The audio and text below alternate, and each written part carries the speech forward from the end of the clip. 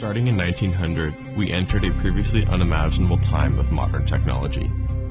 Advances that allowed the rulers of this world to construct and direct our stories in ways we previously never imagined. As a result, new techniques to control the population were realized.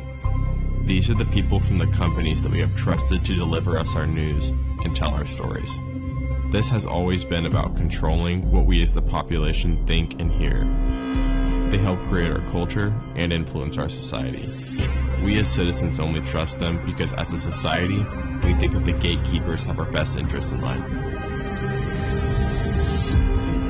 The dangerous, edges here are that he's trying to undermine the media, trying to make up his own facts.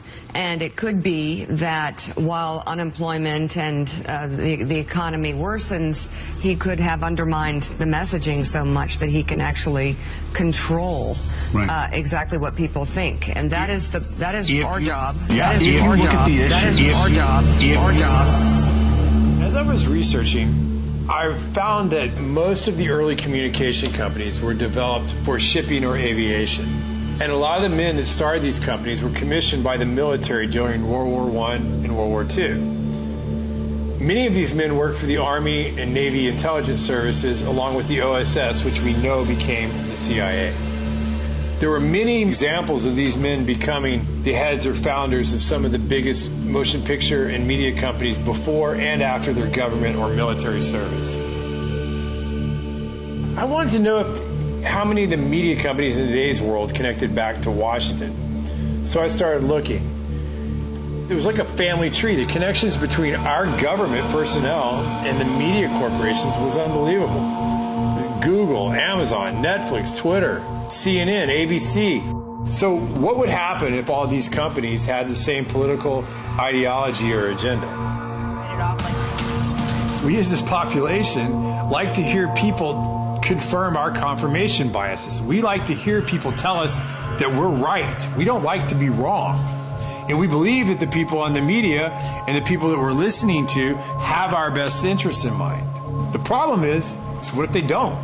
So if you stop and think about it, they can place any agenda on the population that they choose. I think that Hollywood is teaching bad morals to the youth of this country as well as adults.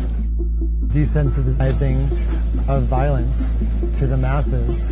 You can't deny that. My kids have seen so many people get killed in very violent ways. 3 times as much gun violence now. And the sex that's in PG-13 movies. Why? Every Disney movie, there's a major character, usually a parent, that gets killed. Trauma to the child. Why? It's so horrible. What a bad story. Why do you need to start a story with a parent dying? Always. It's so sad.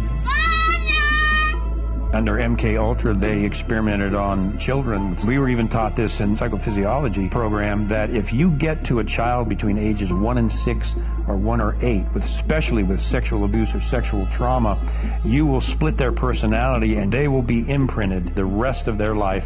And many times that results in split personalities and dissociative behavior and other things. These occult topics are being introduced to our kids and most parents aren't even aware of it.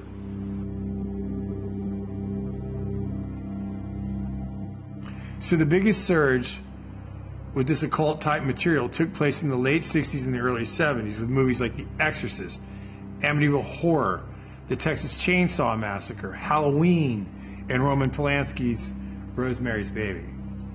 And coincidentally, this same time period, it parallels the rise of the Church of Satan in Los Angeles, and it was founded by a guy named Anton LaVey.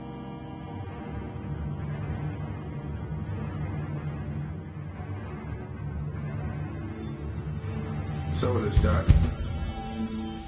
When I was a police officer, we had cases of satanic cults right in Arlington, Virginia. Those have been around for decades. They're in the high schools, they're in the colleges, they're in the government, and they're in Hollywood. I got to meet people like Sammy Davis and that kind of shit. Sammy told me he worshiped the devil.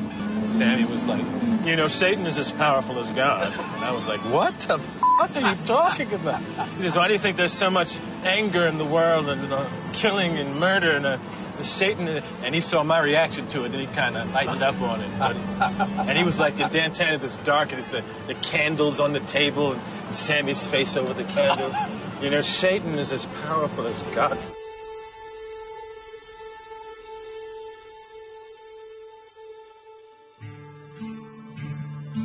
From our point of view, it really makes no difference whether you pray to a father god, or to a mother goddess, or to an entire gaggle of gods and goddesses. Michael Aquino was a high-level officer in the National Security Agency. He was and is, you'll see him today, a practicing Satanist. He created the Satanic Temple of Set, which he still runs. He was a high-level NSA officer. He's a member of the association I used to be in, the Association of Former Intelligence Officers, AFIO. He's a member of that. He's plugged in big time to the intelligence community, and he wrote a paper called Mind War. And Mind War was about psychological operations against populations, including the American, the domestic population, using Satanist techniques and tools. Aquino was first involved in MK Ultra operations during the Vietnam War as part of the Phoenix program. Well, first, I've been involved in intelligence and psychological operations for about 40 years in all levels of it and across the intelligence community. You are a lieutenant colonel in the United States Army. Correct. Now, and how does the Army feel about you being head of the Temple of Set? The Army has known about my religion for the entire span of my Army career, which began in 1968.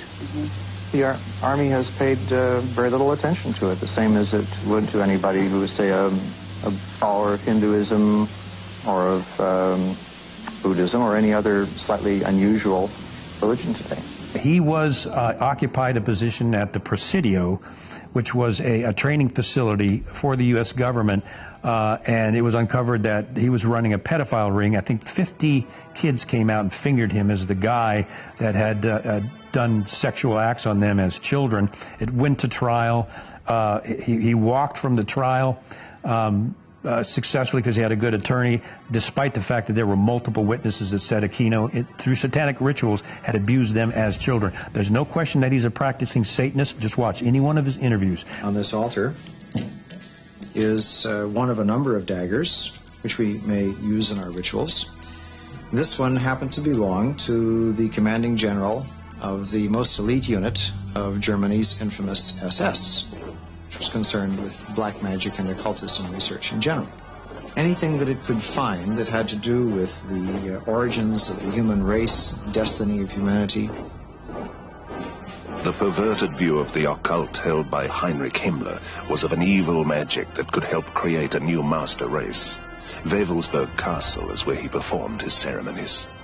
I have been to the Wewelsburg, which still preserves Heinrich Himmler's ritual chambers to this day, and have conducted a black magical ritual in the so-called Hall of the Dead beneath the Wewelsburg. This particular dagger is inscribed to our comrade in the Leibstandarte Theodor Wisch, Brigadeführer and Major General in the Waffen-SS. And on its blade, it bears the inscription, Mein Ehre heißt Treu, or my honor shall be known by my faithfulness.